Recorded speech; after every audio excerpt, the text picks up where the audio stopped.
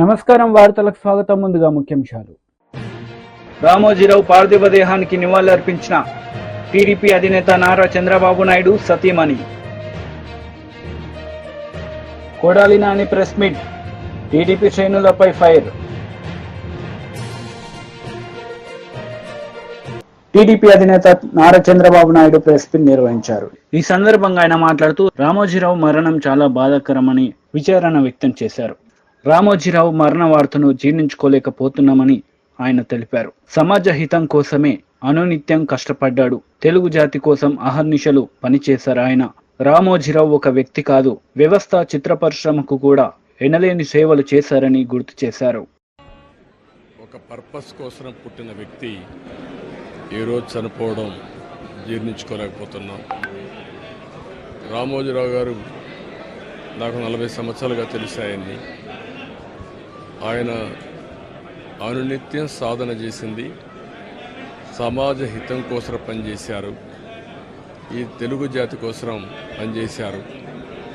ఒక మామూలు గ్రామంలో పుట్టి, సాధారణ కుటుంబంలో పుట్టి, ఒక అసాధారణమైన వ్యక్తిగా తయారు కావడమే కాకుండా ఆయన ఈరోజు చూస్తే ఒక వ్యక్తి కాదు, ఆయన ఒక వ్యవస్థ కింద తయారయ్యారు. ఆ రోజు ప్రారంభించింది మనం ఒకసారి చూస్తే మార్గదర్శితో ప్రారంభించి, మార్గదర్శి అయిన తర్వాత ఈనాడు ప్రారంభించి, అదే మాదిరిగా ప్రజా చైతన్యాన్ని మనం చూస్తే ఈరోజు రాష్ట్రంలో ఏ ఇంట్లో కూడా నిద్ర లేస్తానే ఈనాడు చదివితే తప్ప బయట వచ్చే పరిస్థితి ఉండదు. అంటే ఆ విధంగా ప్రజల్ని చైతన్యవంతులు చేయడానికి కానీ, విజ్ఞానవంతులు చేయడానికి కానీ అనునిత్యం సాధన చేశాడు. ఆయన ఏ పని చేసినా కూడా నేను మొదటి నుంచి కూడా చూశాను, రాజీ లేదు. 40 ఏళ్ళుగా నేను ఆయనతో కలిసి ఉన్నప్పుడు కూడా, ఆయన పరిచయం ఉన్నప్పుడు కూడా ఏ రోజు కూడా ఆయన ఒకటే చెప్పేవాడు, మీరు ఏమి చెప్పినా నేను మాత్రం ధర్మం ప్రకారమే పనిచేస్తాను, విధి నిర్వహిస్తాను తప్ప నేను ఎల్లప్పుడూ ప్రజాపక్షానే ఉంటానని చెప్పి స్పష్టంగా చెప్పిన వ్యక్తి రామోజీరావు గారు. అంతేకాకుండా నిన్న చనిపోయే వరకు ఆయనకు ఒకటే కోరిక, నా కోరిక అంతా కూడా నేను అనునిత్యం పనిచేసి, పని చేస్తూ పనిలో చనిపోగలిగితే అది నాకు ఆనందంగా ఉంటుంది. అంతేకాదు, నేను చేసే ప్రతి నిమిషం నేను బ్రతుకున్నంత వరకు ప్రజల కోసం పనిచేయాలి, పని చేస్తూనే ఉండాలని చెప్పిన వ్యక్తి రామోజీరావు గారు. కానీ ఈరోజు మనం చూస్తూ ఉంటే ఆయన నిర్మించిన వ్యవస్థలు శాశ్వతం. ఒక ఈనాడు శాశ్వతం, అదే మరి ఈటీవీ శాశ్వతం. ఇది కాకుండా చిత్ర పరిశ్రమ కూడా ఎనలేని సేవలు అందించాడు. ఈరోజు రామోజీ ఫిల్మ్ సిటీ మీరు చూస్తే దేశంలోనే ఒక అత్యున్నతమైన స్టాండర్డ్స్లో రామోజీ ఫిల్మ్ సిటీ తీసుకొచ్చి ఆయన అనునిత్యం చెప్పేవారు, నేనేదో ఒక కమర్షియల్ కాంప్లెక్స్ కట్టచ్చు, వ్యాపారాలు చేయొచ్చు, నా వల్ల ఈ సిటీకి లాభం రావాలి, అదే మరి రాష్ట్రానికి ఆదాయం రావాలి, టూరిజం కింద ఉండాలని చెప్పి చేశారు. అలాంటి ఒక మహానాయకుడిని ఈరోజు పోగొట్టుకున్నాం. తెలుగు జాతి వెలుగు, తెలుగు వారి గుండెల్లో చిరస్థాయిగా ఉండే వ్యక్తి, అలాంటి వ్యక్తిని పోగొట్టుకోవడం చాలా బాధ అనిపిస్తుంది. ఏదేమైనా ఆయన ఇచ్చిన స్ఫూర్తి ఉంది. నా జీవితంలో ఎన్నో సంఘటనలు, నాకు ఎప్పుడైనా క్లిష్టమైన సమస్య వస్తే ఆయనతో నేను కన్సల్ట్ చేస్తే దాన్ని ఏం చేయాలనో ధైర్యాన్ని వ్యక్తి అతను. అందుకే మొన్న కూడా మీరు చూస్తే ఎప్పుడు ఎన్నికలు వచ్చినా కూడా ఆయన ధర్మాన్ని ఆయన నిర్వహించాడు. ఆయన ఎప్పుడు కూడా ధర్మం సైడే ఉన్నాడు, అదేవిధంగా పనిచేశారు. అందుకే ప్రజల్లో కూడా ఒక అచంచలమైన విశ్వాసం ఆయన పైన. దానికి కారణం ఆయన జీవితం మొత్తం ఆయన సంపాదించిన విశ్వసనీయత. అలాంటి వ్యక్తిని పోగొట్టుకోవడం చాలా బాధేస్తుంది. ఏదేమైనా ఆయన ఆశయాలు తెలుగు జాతికి ఉన్నాయి. ప్రతి ఒక్కరు కూడా ఆయన ఆరాధిస్తారు. అందుకనే ఈరోజు ఒకటే కోరుతున్నా, ఆయన చెప్పిన విషయాలన్నీ నా చెవుల్లో ఎప్పుడూ రింగుమంటూ ఉంటాయి, వినపడుతూ ఉంటాయి. తప్పకుండా మళ్ళా తెలుగు జాతిని ఏ విధంగా ముందుకు తీసుకుపోవడానికి, అదే మరి ప్రత్యేకంగా ఆంధ్రప్రదేశ్ నష్టపోయింది, ఆ రాష్ట్రాన్ని అభివృద్ధి చేయడానికి రామోజీరావు గారు ఇచ్చిన స్ఫూర్తితో ముందుకు పోతానని చెప్పి తెలియజేసుకుంటూ, మరొక్కసారి ఈనాడు ప్రేక్షకులకి, ఈటీవీ ప్రేక్షకులకి రామోజీరావు గారి ఈరోజు ఈ సంస్థలో పనిచేసే సిబ్బందికి అదే మరి కుటుంబ సభ్యులందరికీ కూడా నా ప్రగాఢ సానుభూతి తెలియజేస్తున్నా. వారికి భగవంతుడు ఒక శక్తిని ఇవ్వాలి. ఆ శక్తితో మళ్ళీ ఈ లెగసీని కంటిన్యూ చేసి రామోజీ గారి యొక్క స్ఫూర్తి చిరస్థాయిగా ఉండడం కోసం వాళ్ళు పనిచేస్తారని చెప్పి ఆశిస్తున్నా. అదే సమయంలో ఆయన ఆత్మకు శాంతి కలగాలని భగవంతుడిని మనస్ఫూర్తిగా ప్రార్థిస్తున్నా. ఆయన చేసిన పనులు శాశ్వతం. భవిష్యత్తులో కూడా తెలుగు జాతి గుర్తుపెట్టుకునే విధంగా చేశారు. అలాంటి ఆయనకు మనశ్శాంతి కలగాలని భగవంతుడిని మనస్ఫూర్తిగా ప్రార్థిస్తూ తెలుగువారి అందరూ ఆశీస్సులు ఉన్నాయి. ఆ ఆశీస్సులు ఆయనకు ఎప్పుడూ ఉంటాయని చెప్పి కూడా కోరుకుంటూ అందరి దగ్గర సెలవు తీసుకుంటాం. బీజేపీ లీడర్ మీడియా సమావేశం నిర్వహించారు. ఈ సందర్భంగా పలు అంశాలపై ఆయన మాట్లాడారు. చిత్రంలో కానీ అదే రకంగా జర్నలిజం ఫీల్డ్లో కానివ్వండి, ఒక వ్యాపారవేత్తగా తెలుగు ప్రజలందరూ కూడా గర్వించే స్థాయిలో ఈనాడు పత్రిక తనదైన శైలిలో నిక్కచ్చిగా, నిర్భయంగా, ముక్కుసూటిగా ఆ రకంగా ఒక పత్రికా యజమానిగా క్రమశిక్షణకు మారుపేరు రామోజీరావు గారు. వారు విలువలతో కూడుకున్నటువంటి జీవితాన్ని గడిపి దేశంలోని అతి గొప్ప ఒక film city, Ramoji film city హైదరాబాద్లో నిర్మించి హైదరాబాద్కే కాకుండా ఉమ్మడి ఆంధ్రప్రదేశ్లో కూడా ఒక గొప్ప మరి ఫిల్మ్ సిటీగానే కాకుండా ఏ రకంగా మొత్తం ప్రపంచమంతా ఆకర్షించే రీతిలో వారు తన జీవితంలో అన్ని రంగాల్లో రాణించిన వ్యక్తిగా వ్యవసాయ క్షేత్రంలో, సినీ రంగంలో, అదే రకంగా పత్రికా రంగంలో కూడా అందరి మన్ననలు పొంది ఒక మార్గదర్శిగా అందరికీ కూడా స్ఫూర్తిదాయకంగా ప్రేరణగా ఉన్నటువంటి వ్యక్తి. వారి లేని లోటు తెలుగు ప్రజలందరూ కూడా తీరని లోటుగానే భావిస్తూ వారు ఏ ఆశయాల కోసమైతే జీవితాంతం వారు కృషి చేశారో ఈనాటి యువత, ఈనాటి మరి రాజకీయ నాయకులు సైతం కూడా దాన్ని ఆదర్శంగా తీసుకొని వారి ఆశయ సిద్ధి కోసం పనిచేసినాడే నిజమైన నివాళులు అర్పిస్తామని వారికి భారతీయ జనతా పార్టీ వైపు నుంచి కూడా ప్రగాఢ సంతాపాన్ని వ్యక్తం చేస్తూ వారి కుటుంబ సభ్యులకు భగవంతుడు మనోధైర్యాన్ని ప్రసాదించాలని, వారి ఆత్మకు శాంతి చేకూర్చాలని చెప్పి నేను భగవంతుని ప్రార్థిస్తాం. పార్లమెంటు సభ్యులు ఈటెల రాజేందర్ గారిని పెద్దలని వారి యొక్క సందేశాన్ని మీడియా అన్ని మీడియా వచ్చింది. సామాన్య జీవితం మొదలుపెట్టి తనకంటూ ఒక చరిత్రని రాసుకున్నటువంటి, నిర్మించుకున్నటువంటి నాయకుడు రామోజీరావు గారు. రామోజీరావు గారు ఏ పని మొదలుపెట్టినా, నష్టం వచ్చినా, కష్టం వచ్చినా, లాభం నష్టమైనటువంటి దానికి పోకుండా సంపూర్ణంగా దాన్ని అమలు చేసేంత వరకు, దాన్ని పూర్తి స్థాయిలో నిర్మించేంత వరకు, దాన్ని తీసుకుపోయే వరకు నిద్రపోని వ్యక్తి రామోజీరావు గారు. మొత్తం రాజకీయ వ్యవస్థలో ఆనాడు ఉమ్మడి ఆంధ్రప్రదేశ్లో ఈనాడు పత్రిక ద్వారా అనేక రకాల చైతన్యపు మార్గాన్ని అందించినటువంటి వ్యక్తి రామోజీరావు గారు. ఈ రాష్ట్రంలో మద్య నిషేధం కోసం జరిగిన ఉద్యమంలో ప్రముఖ పాత్ర పోషించి మొత్తం ఒక గొప్ప ఉద్యమాన్ని నిర్మాణానికి నాంది పలికిన పత్రిక కూడా ఆనాడు ఈనాడు పత్రిక. నిక్కచ్చిగా, నిజాయితీగా, ఎవరికి భయపడకుండా, విరవకుండా తనకంటూ ఒక వరుణి సృష్టించి టీడీపీ పోలిట్ బ్యూరో సభ్యులు వర్ల రామయ్య మీడియా సమావేశం నిర్వహించారు. ఈ సందర్భంగా సీఎం జగన్ రెడ్డిపై మండిపడ్డారు. 151 సీట్లలో గెలిచిన మిమ్మల్ని 11 సీట్లకి పరిమితం చేసిందని చెప్పి కూడా మీకు నేను తెలియజేస్తున్నాను.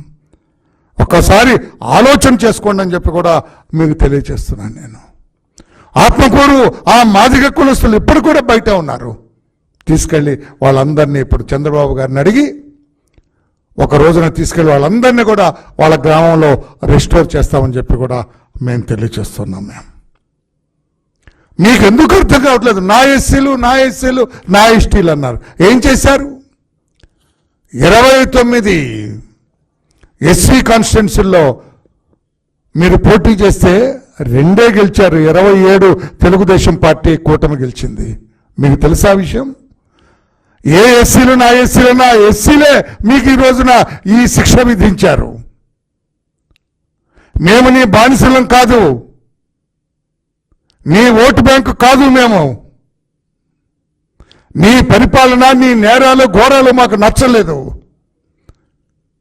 నీ రాజ్యాంగ వ్యతిరేక పరిపాలన మాకు నచ్చలేదు. నీ ప్రజా వ్యతిరేక పరిపాలన మాకు నచ్చలేదని చెప్పి వాళ్ళందరూ కూడా మిమ్మల్ని చీకొట్టిన వాస్తవాన్ని మీరు ఒకసారి గుర్తు చేసుకోండి అని చెప్పి కూడా జగన్మోహన్ రెడ్డి గారికి నేను తెలియజేస్తున్నాను. నేను 29 కాన్స్టిట్యున్సీల్లో కేవలం 2 గెలిచారు మీరు. అది కూడా మా వాళ్ళు చేసిన చిన్న పొరపాటు వల్ల మీరు గెలిచారు. 27 సీట్లలో తెలుగుదేశం పార్టీ కూటమి గెలిచిందని చెప్పి కూడా గుర్తు చేస్తున్నా. ఎస్సీలు నీ వెంట లేరు. ఎస్సీలందరూ కూడా ఈ రోజున చంద్రబాబు గారి నాయకత్వాన్ని బలపరిచారని చెప్పి కూడా నీకు గుర్తు చేస్తున్నా జగన్మోహన్ రెడ్డి గారు. ఎస్టీలు 6 సీట్లుంటే అందులో 2 మాత్రం మీరు గెలిచారు. 4 సీట్లు కూడా తెలుగుదేశం పార్టీ కూటమి గెలిచిందని చెప్పి కూడా నేను తెలియజేస్తున్నా.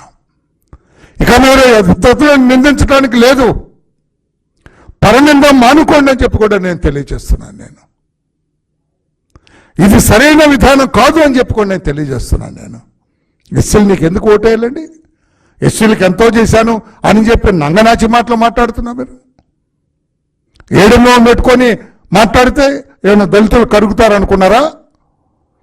డాక్టర్ సుధాకర్ని చంపిన వాస్తవాన్ని మర్చిపోయారనుకుంటున్నారా? Doctor Sudhakar best anaesthetist in that Visakhapatnam district. మాస్కులు ఎరిగినందుకు డాక్టర్ సుధాకర్ని చంపిన వాస్తవాన్ని మర్చిపోయారా? ఇసుక దొంగ రవాణా జరుగుతుందని చెప్పినందుకు పోలీస్ స్టేషన్లో వరప్రసాద్ని శిరోమండనం చేసిన వాస్తవాన్ని మర్చిపోయారా మా దళిత వర్గాలు? 5 మీ వైసీపీ వాళ్ళు మా దళిత బిడ్డను మానభంగం చేసి పోలీస్ స్టేషన్ ముందు పడేసిన విషయాన్ని మర్చిపోయారా మా దళిత వర్గాలు?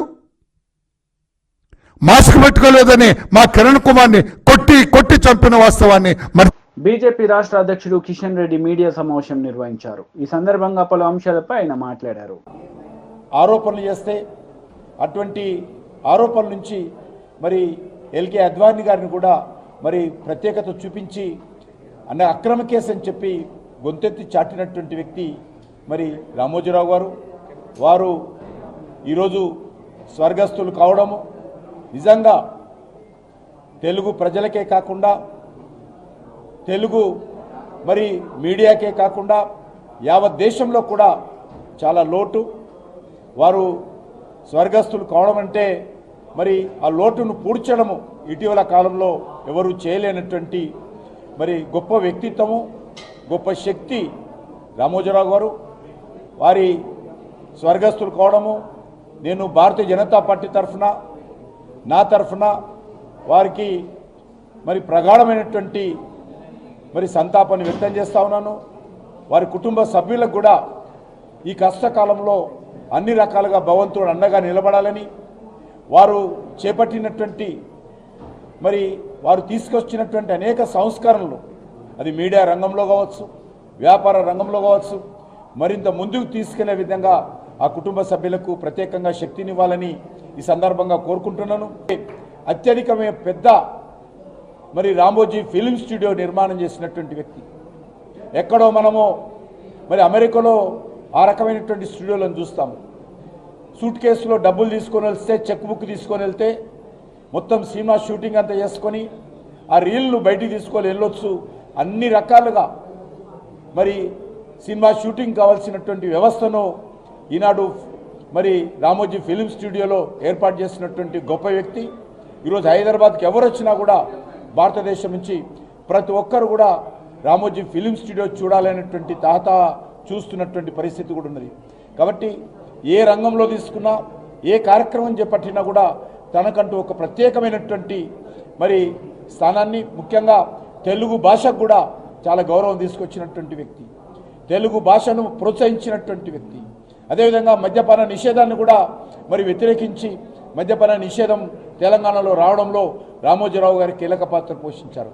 ఆ రకంగా ఏ అంశాన్ని ఎంచుకున్నా, ఏ రంగాన్ని తీసుకున్నా ఆయన అన్ని రకాలుగా నమ్ముకున్నటువంటి అంశానికి మరి న్యాయం చేసే విధంగా మరి ముందుకున్నటువంటి వ్యక్తి రామోజీరావు గారు. వారు స్వర్గస్థులు కావడము తెలంగాణకే కాదు, ఆంధ్రప్రదేశ్కే కాదు, యావత్ దేశానికి తీవ్రమైనటువంటి లోటు. తప్పకుండా ఆ దిశలో మరి వారి కుటుంబ సభ్యులు వారి యొక్క అడుగుజాడల్లో వారు చేపట్టినటువంటి అనేక కార్యక్రమాలను కూడా ముందుకు తీసుకెళ్లాలని ఆ శక్తి భగవంతుడు ఇవ్వాలని నేను కోరుకుంటున్నాను.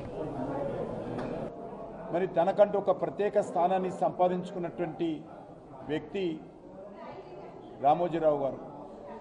వారు భారత ప్రభుత్వం తరఫున పద్మ విభూషణ్గా మరి గౌరవం పొందినటువంటి వ్యక్తి. వారు అనేక వ్యాపార రంగాలలో తెలుగు ప్రజలు గర్వపడేటువంటి పచ్చళ్లను ప్రపంచమంతా పరిచయం చేసినటువంటి వ్యక్తి. అనేక రకాల సందేశాత్మకమైనటువంటి సినిమాలను రూపకల్పన చేసి మరి మంచి పేరు తెచ్చుకున్నటువంటి వ్యక్తి. అదేవిధంగా ఈటీవీ ప్రారంభించి అనేకమైనటువంటి దేశంలోని ఇతర భాషల్లో కూడా ఈటీవీ ఛానల్స్ ప్రారంభించి ఒక తెలుగువాడిగా మరి భారతదేశమంతా కూడా ఈటీవీ రంగంలో కూడా మంచి పేరు తెచ్చుకున్నటువంటి మహానుభావుడు. అంతేకాకుండా ఇటు వ్యవసాయ రంగంలో కానీ, తెలుగు భాషకు సంబంధించినటువంటి విషయంలో కానీ, పత్రికకు సంబంధించినటువంటి జిల్లా ఎడిషన్స్ కాంగ్రెస్ నేతలు మీడియా సమావేశం నిర్వహించారు. ఈ సందర్భంగా పలు అంశాలపై వారు మాట్లాడారు. That also CWC today discussed. Basically, the atmosphere in the CWC is entirely different than the atmosphere 4 months before. Our workers are charged, leaders are charged. Now the revival of the Congress party have been started. This is the sentiments of the CWC. Everybody thought that Congress is going to be finished. Then what will happen? Even after election also, final day the exit poll came. That exit poll, this election is a very, very different fight. We have to fight against exit poll also. 3 days we fighted against the exit poll. First evening exit poll come, our communication department had fighted against the exit poll, first, second, third, till fourth.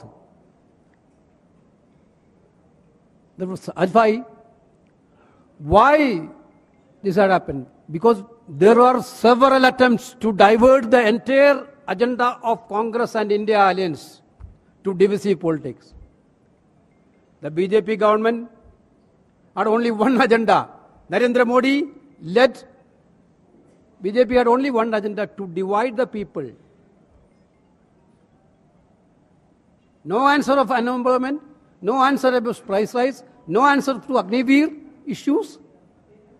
But Congress party and India alliance stood very strongly in that way, that stick with our guarantees, our narrative. This was very fabulous. CWC unanimously acknowledged the greatest service done by our Congress President Mallikarjuna Kharge ji and former President Sonia Gandhi ji and Rahul Gandhi ji and Priyanka Gandhi ji for making Congress party in such a level. We adopted 2 resolutions today. One resolution, I will read it out.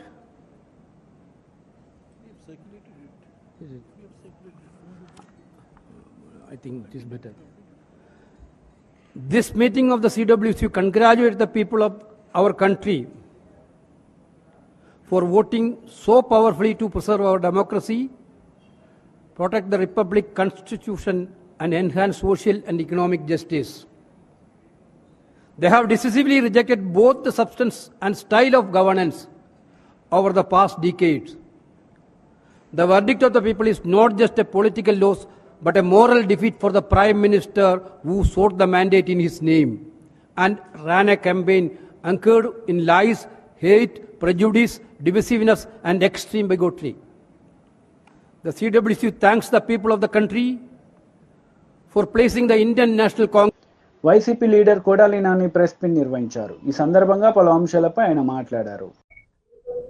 ఎన్నికల counting అనంతరం ఈ కృష్ణా జిల్లాలో కానీ రాష్ట్రంలో అనేక మంది Telugu Desam party, జనసేనకు సంబంధించినటువంటి నాయకులు, కార్యకర్తలు వైఎస్ఆర్ కాంగ్రెస్ పార్టీ గ్రామ స్థాయి, వార్డు స్థాయి, మండల స్థాయి, నియోజకవర్గ స్థాయి యాక్టివ్గా ఉండేటువంటి లీడర్స్ పైన ఉద్దేశపూర్వకంగా దాడులు చేస్తున్నారు. అదేవిధంగా వాళ్ళ ఇళ్ళకెళ్ళి ఇళ్ళు పగలు కొడతాం, కార్లు పగలు కొడతాం, అర్ధరాత్రులు వెళ్ళి వైఎస్ఆర్ కాంగ్రెస్ పార్టీ శ్రేణుల్ని భయపెట్టాలి, ఈ వైఎస్ఆర్ కాంగ్రెస్ పార్టీని డిస్టేజన్ చేయాలని చెప్పి పెద్ద ఎత్తున ప్రయత్నాలు చేస్తున్నారు. వాటిల్లో కొన్ని చోట్లయితే ఫిజికల్గా వ్యక్తుల మీద దాడులు చేయటం, కాళ్ళు ఇరక్కొడతాం, చేతులు ఇరక్కొడతాం, తల్ల బాగలు కొడతాం.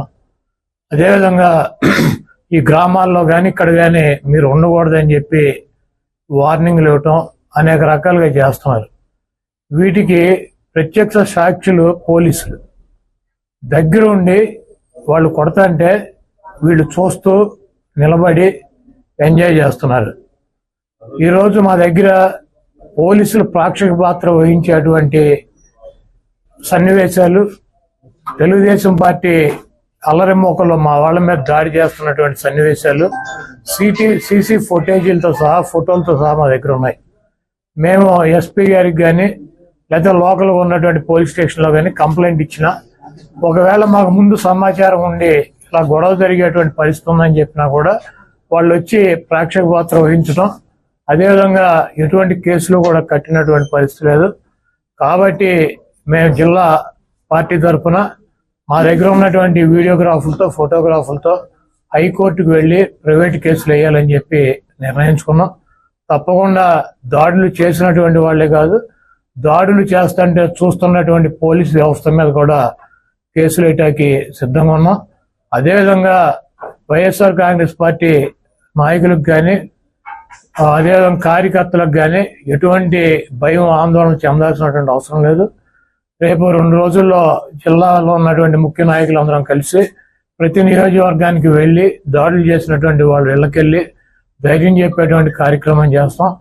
దీనికి జగన్మోహన్ రెడ్డి గారు కూడా మీరు ఎట్టి పరిస్థితుల్లోనూ కార్యకర్తలు కానీ, నాయకులను కానీ జరుగుతున్నటువంటి దాడుల్ని మీరు చూస్తూ ఊరుకోవద్దు, పార్టీ అంతా యాక్టివ్ అవ్వండి, అందరూ ఒక వేదిక మీదకి వచ్చి వాటిని తిప్పి కొట్టాల్సిన అవసరం మన మీద ఉందని చెప్పి ఆయన కూడా చెప్పారు. కాబట్టి పోలీసు వ్యవస్థ ఒక అసమర్థమైనటువంటి వ్యవస్థగా ప్రేక్షక పాత్ర వహిస్తున్నటువంటి ఈ పోలీసు వ్యవస్థకి మరి మా నుంచి ఈ తెలుగుదేశం పార్టీ గోండాల నుంచి మా పార్టీ నాయకుల్ని, కార్యకర్తల్ని కాపాడుకోవటానికి మేము కూడా 2 రోజుల్లో రోడ్డు మీదకి వచ్చి ఎక్కడైతే మా వాళ్ళ మీద దాడులు జరిగినాయి, ఎక్కడైతే మా వాళ్ళని ఇబ్బంది పెడుతున్నారో ఆ ప్రాంతానికి వెళ్తాం.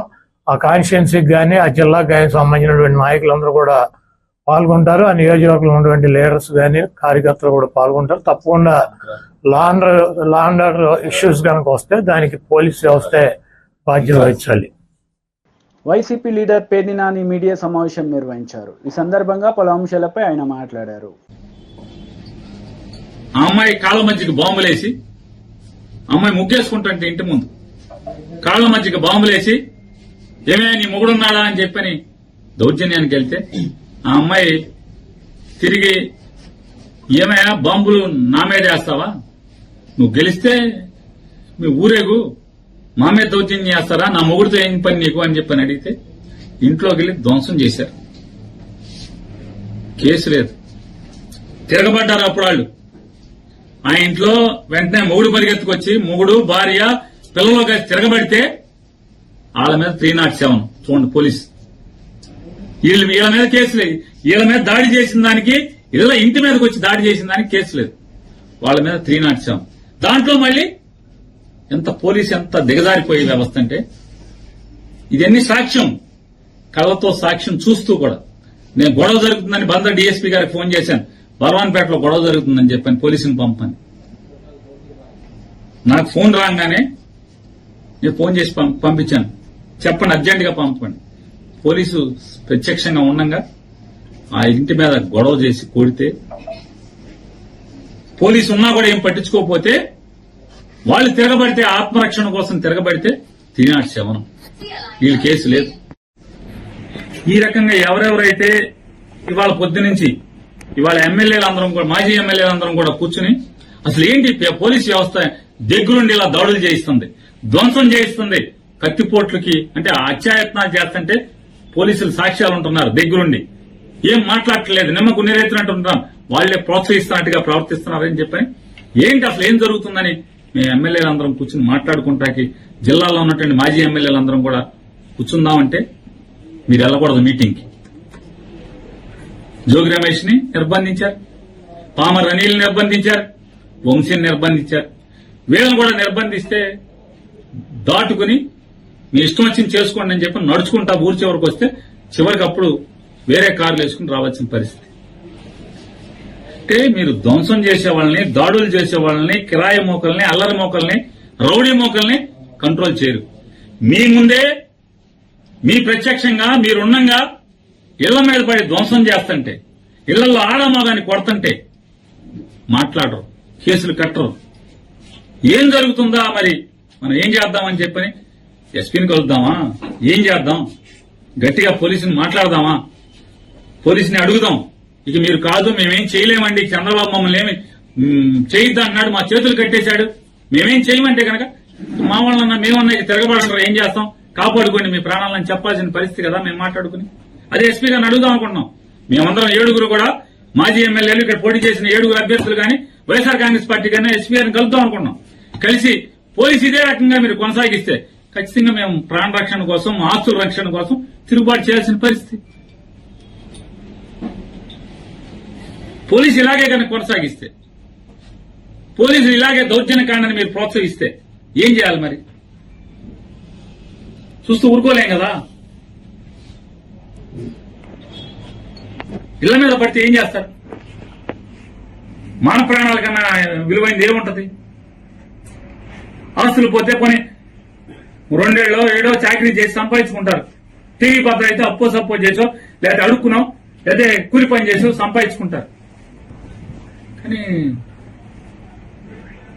ధ్వంసం చేసి, దౌర్జన్యం చేసి, అసభ్య పదజాలంతో ఆడపిల్లని, ఆడకూతురిని 30 ఏళ్లు కూడా లేవు, 26 ఏళ్ళు, 27 ఏళ్ళు, 25 ఏళ్ల అమ్మాయిని పసిగుడితో కొడుకుని బిడ్డను చేతిలో సంకనేసుకుని ఉంటే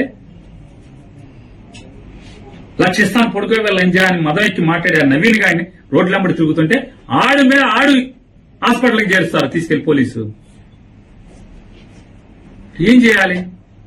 అందుకే నిర్ణయించుకున్నాం, చూసుకుని 7 కలిసి ఎస్పీ గారిని కలవాలి, కలిసి పోలీసు ఇదే రకమైనటువంటి